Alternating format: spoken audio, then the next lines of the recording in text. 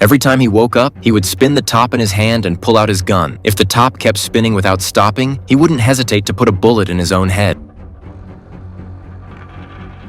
He let out a deep breath. As a dream extractor, he had to constantly distinguish reality from dreams to avoid losing himself. The spinning top was his totem, the tool he used to verify whether he was awake. This time, their target was Fisher, the heir to an energy empire. Once the plan was set, the operation began. Their employer bought off the airline, allowing the 5-person team to slip onto Fisher's flight. With the help of a powerful sedative, they pulled Fisher into the first dream layer, a rainy cityscape where time moved 20 times slower than reality. Inside the dream, they staged a kidnapping, but this triggered Fisher's subconscious defense mechanism, and a squad of armed projections engaged them in a firefight. During the chaos, their employer took a bullet. The team scrambled to hide in an abandoned warehouse. Because they were using such a powerful sedative, dying in the dream wouldn't wake them up. It would send them plummeting into limbo, the deepest layer of unconstructed dream space. They had to move fast and finish the mission before he bled out. Eames disguised himself as Fisher's uncle, pretending to have been kidnapped alongside him. He fed Fisher the idea that his father never wanted him to take over the company, and that his father had left a secret will locked in a safe. The moment he finished speaking, Cobb slipped a hood over Fisher's head and implanted a sequence of numbers into his mind. On their way out, Cobb left Yusuf behind to hold down the first layer and fend off the projections. The rest of the team, still inside the van, dropped into the second dream layer, a luxurious hotel. Cobb set a trap. He told Fisher directly that he was in a dream, claiming to be a security projection from Fisher's own subconscious.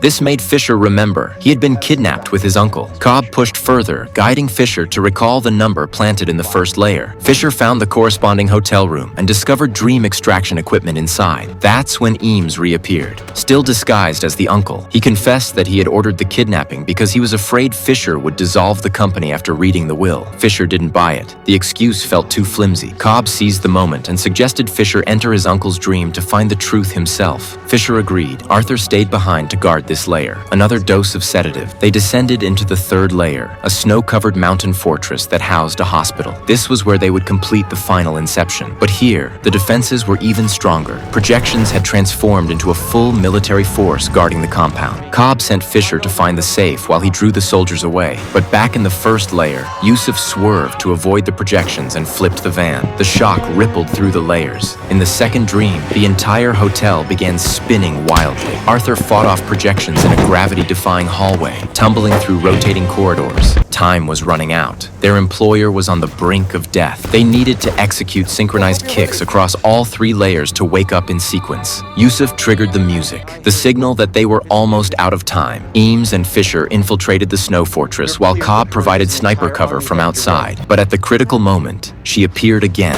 and put a bullet right through Fisher.